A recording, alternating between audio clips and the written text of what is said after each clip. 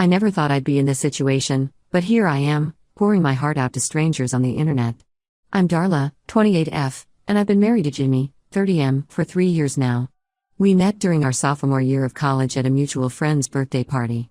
I remember it like it was yesterday. Jimmy was trying to open a bottle of wine with a shoe, don't ask, and I couldn't stop laughing at his determined expression.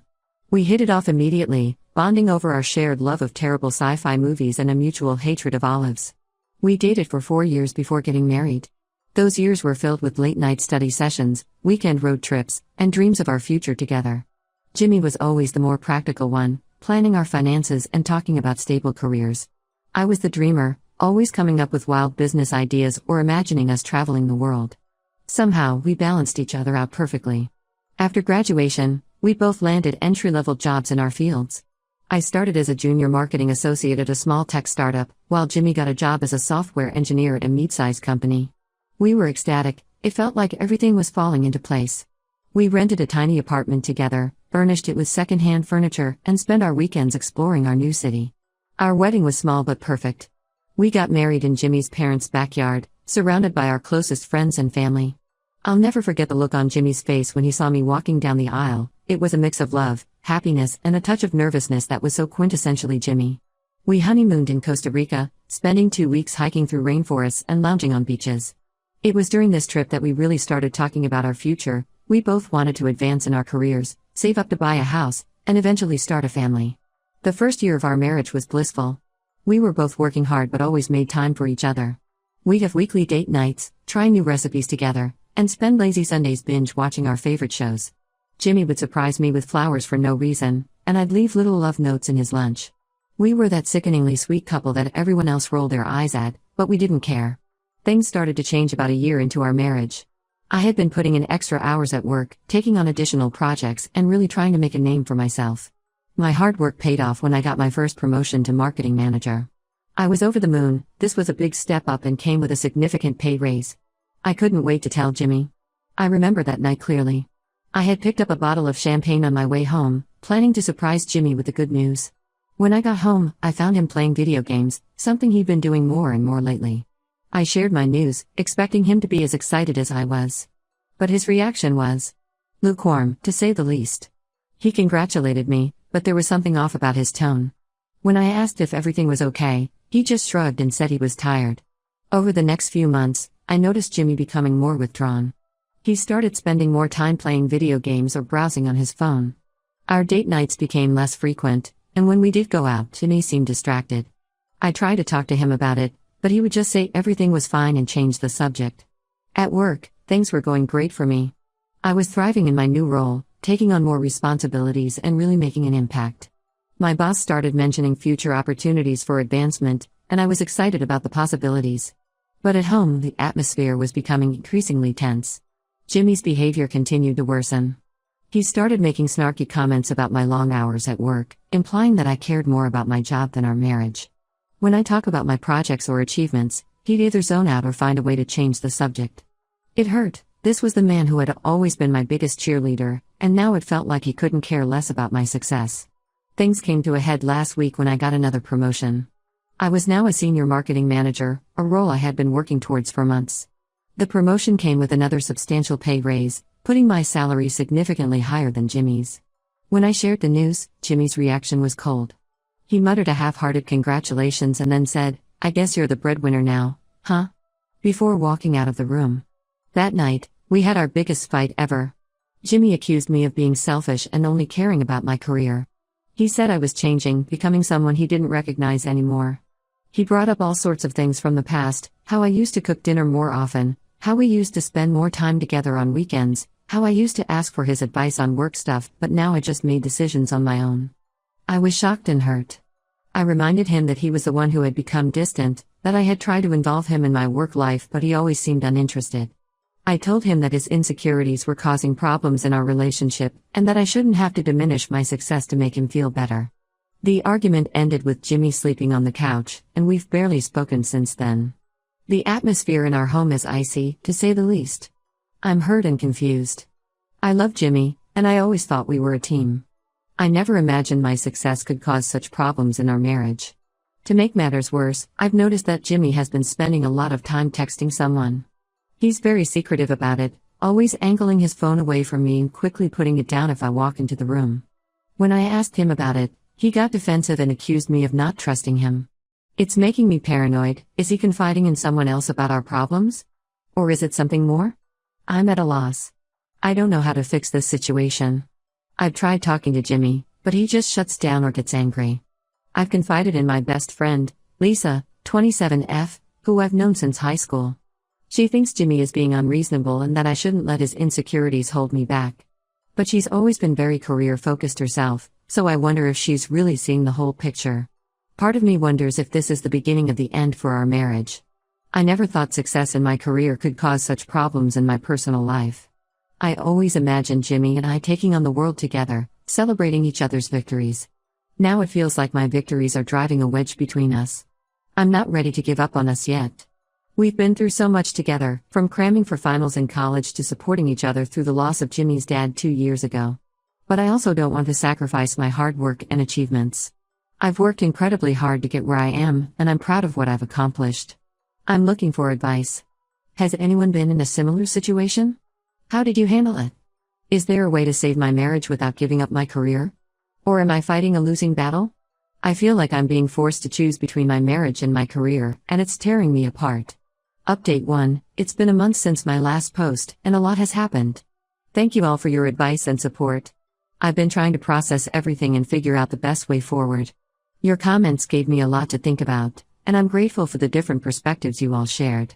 After my last post, I decided to take some of your suggestions and try to have an honest, open conversation with Jimmy.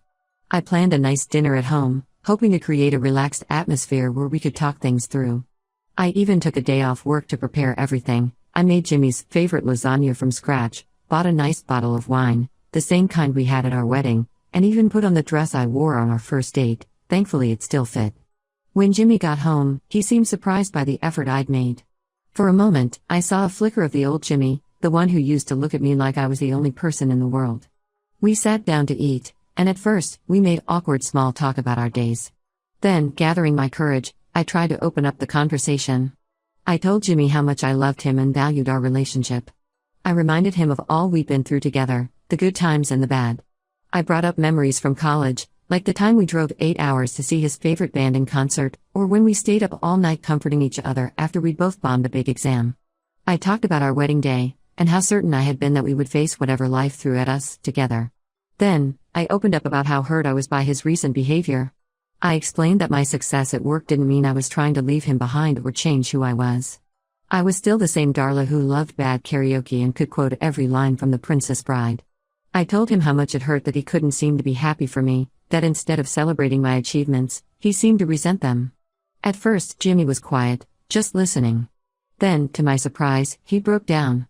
I had only seen Jimmy cry twice before, at his father's funeral, and on our wedding day. Seeing him so vulnerable broke my heart. He admitted that he'd been feeling insecure and inadequate. He confessed that he'd always thought he'd be the provider in our relationship, and my success was making him question his role. He talked about feeling left behind, like I was moving forward while he was standing still. It was a breakthrough moment. Finally, we were communicating honestly. I felt a glimmer of hope that maybe we could work through this. I reassured Jimmy that I didn't see him as less valuable just because I earned more. I reminded him of all the ways he contributed to our relationship that had nothing to do with money. However, just as I thought we were making progress, Jimmy dropped a bombshell. He confessed that he'd been talking to his ex-girlfriend, Kate, 29F, for the past few months. Kate was Jimmy's high school sweetheart. They had dated for 3 years before breaking up when they went to different colleges. I knew about her, of course, but Jimmy had always insisted they were ancient history. According to Jimmy, he had run into Kate at a coffee shop near his office a few months ago. They had started chatting, and Jimmy found himself opening up to her about his feelings of inadequacy and his struggles in our marriage. He said Kate understood him in a way I didn't anymore, and that they'd been meeting up for coffee regularly to talk about their problems. I was stunned. The secretive texting suddenly made sense, but this felt like a betrayal. When I asked if there was anything physical between them, Jimmy swore there wasn't, but the emotional intimacy they developed hurt just as much. I felt like I had been punched in the gut. While I had been working late trying to advance my career, my husband had been confiding in his ex-girlfriend. We spent hours talking that night. Jimmy swore he would cut off contact with Kate and suggested we try couples counseling. Part of me wanted to agree immediately, to do anything to save our marriage. But another part of me was angry and hurt. I told Jimmy I needed some time to think. The next day, I did something I'm not proud of. While Jimmy was in the shower, I looked at his phone. I know it was a violation of his privacy, but I couldn't shake the feeling that he wasn't telling me everything. What I found left me reeling. There were hundreds of messages between him and Kate, far more intimate than just friendly chats. They talked about their feelings for each other, complained about their current relationships, apparently Kate was also married, and even discussed the possibility of a future together. When Jimmy got out of the shower, I confronted him with what I'd found. He turned pale and started stammering excuses. He swore again that nothing physical had happened, but admitted that his feelings for Kate had grown beyond friendship. He begged for another chance, saying he'd end things with Kate for good and that he wanted to fight for our marriage. I was too hurt and angry to think clearly. I packed a bag and went to stay with Lisa for a few days. I'm writing this update from her spare room, still trying to process everything. I feel like my world has been turned upside down. The man I thought I knew, the marriage I thought was strong despite our recent issues, it all feels like a lie now.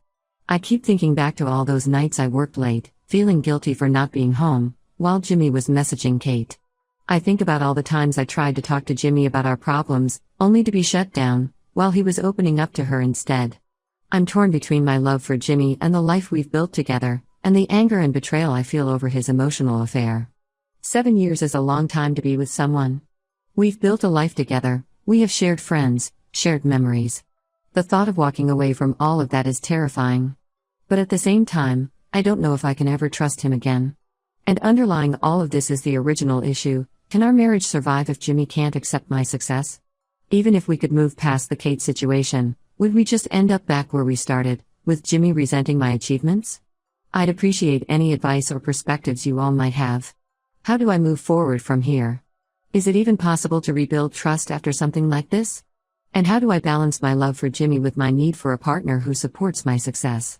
Update 2. It's been 2 weeks since my last update, and I'm still trying to navigate this mess. Thank you all for your support and advice. It's been a lifeline during this difficult time. Your comments have given me a lot to think about, and I'm grateful for the different perspectives you've shared. After spending a few days at Lisa's, I decided to move back home. I felt I needed to be in our shared space to really think about our relationship and decide what I wanted to do. Walking into our apartment was harder than I expected. Everything reminded me of Jimmy and the life we'd built together: the couch we'd spent countless movie nights on, the kitchen where we'd attempted, and often failed, to recreate recipes from cooking shows, the photos of us smiling on vacations and at friends' weddings. It all felt tainted now. Jimmy was there when I arrived, looking like he hadn't slept in days. He immediately started apologizing again, telling me he'd ended things with Kate for good and deleted her number. He showed me his phone as proof, but after what had happened, it felt like too little, too late. I listened to him, but I didn't say much. I told him I needed space to think, and he agreed to sleep in the guest room. Over the next few days, we existed in an uneasy truce, barely speaking beyond necessary interactions. The apartment that had once felt so warm and full of love now felt cold and empty, even with both of us there. During this time, I threw myself into work, staying late at the office most nights. It was easier than being at home with the weight of our problems hanging over us. I found myself volunteering for extra projects, anything to keep my mind occupied and avoid going home to the awkward silence that now defined my marriage. One night, I was working late when my boss, David, 45M, noticed I seemed distracted. David had always been a mentor to me, guiding me through the ups and downs of my career. He asked if everything was okay, and something in his kind tone made me break down. Before I knew it, I was telling him everything, about Jimmy's resentment of my success, the emotional affair with Kate, all of it. David listened patiently, offering me a box of tissues as I cried in his office. When I finished, he shared that he'd gone through something similar with his first wife. She had been threatened by his career success, and it had eventually led to the breakdown of their marriage. But he also told me about his current marriage, how his wife celebrated his achievements as if they were her own, and how that support had allowed both of them to thrive. His advice was invaluable. He reminded me that I shouldn't dim my light for anyone, and that a true partner would celebrate my success, not resent it. He told me that while love was important, respect and support were equally crucial in a marriage. David's words gave me a lot to think about. Talking to David gave me clarity. I realized that even if Jimmy hadn't turned it to Kate, his inability to support my success was a fundamental issue in our relationship. I deserved someone who would be proud of me, not threatened by me. I deserved a partner, not someone who saw my achievements as a competition. With this new perspective, I sat down with Jimmy for a serious talk. I told him that while his emotional affair with Kate was painful, it was a symptom of a bigger problem. I explained that I couldn't be with someone who saw my success as a threat rather than something to celebrate. I told him about my conversation with David, leaving out the personal details, of course, and how it made me realize what I truly needed in a partner. Jimmy listened, and for the first time, I think he really heard me. He broke down, admitting that he'd been struggling with his own insecurities and that he'd handled everything terribly. He talked about feeling like he was falling behind in his own career and how my success had made him feel inadequate. He acknowledged that turning to Kate had been a huge mistake, born out of his own fears and insecurities. Jimmy asked for another chance, promising to work on himself and be the supportive partner I deserved. He suggested couples counseling again, saying he was willing to do whatever it took to save our marriage. I was touched by his sincerity, but I also knew I needed to prioritize myself. After everything that had happened, I couldn't just go back to how things were before. I told Jimmy that I thought we needed a trial separation. I suggested he move out for a month, during which time we'd both think about what we really wanted from our relationship and whether we could move past this. Jimmy was upset but agreed it might be for the best. We spent the next few days working out the logistics. He would stay with his brother, we'd divide up our finances for the month, and we'd meet once a week for coffee to check in. It was strange and painful, almost like divorcing in miniature. Jimmy moved out yesterday, and the house feels strangely empty without him. I kept finding little reminders of him, his favorite coffee mug in the cupboard, his razor in the bathroom, the dent in his pillow. It's hard not to feel a sense of loss, even though I know this separation is necessary. I'm scared about what the future holds, but I also feel a sense of relief. For the first time in months, I feel like I'm standing up for myself and what I need. I'm not sure what will happen next. Maybe this separation will give us both the space we need to grow and come back together stronger. Or maybe we'll realize we've grown too far apart. Either way, I'm committed to not compromising on my worth or my success. I'll update again once the month is up. Thank you all again for your support during this difficult time. Your advice and perspectives have been invaluable as I navigate this challenging period in my life. Update 3. It's been a month since my last update, and I've made a decision about my marriage. These past few weeks have been a roller coaster of emotions, but they've also given me the clarity I needed. During our separation, Jimmy and I had minimal contact. We agreed to meet once a week for coffee to check in, but otherwise, we lived our separate lives. It was hard at first. I missed him despite everything. The apartment felt too big and too quiet without him. I found myself reaching for my phone to text him about silly things, only to remember our situation. But as the days passed, I started to feel more like myself again. I threw myself into work, tackling new projects with renewed energy. I started taking a painting class I'd always wanted to try, rediscovering a passion I'd let slide during the chaos of the past few months. I reconnected with friends I hadn't seen in a while, going out for dinners and movie nights. For the first time in months, I felt like I could breathe freely. Our weekly coffee meetings were awkward at first. We'd sit across from each other, both unsure of what to say or how to act. But as the weeks went on, we started to open up more.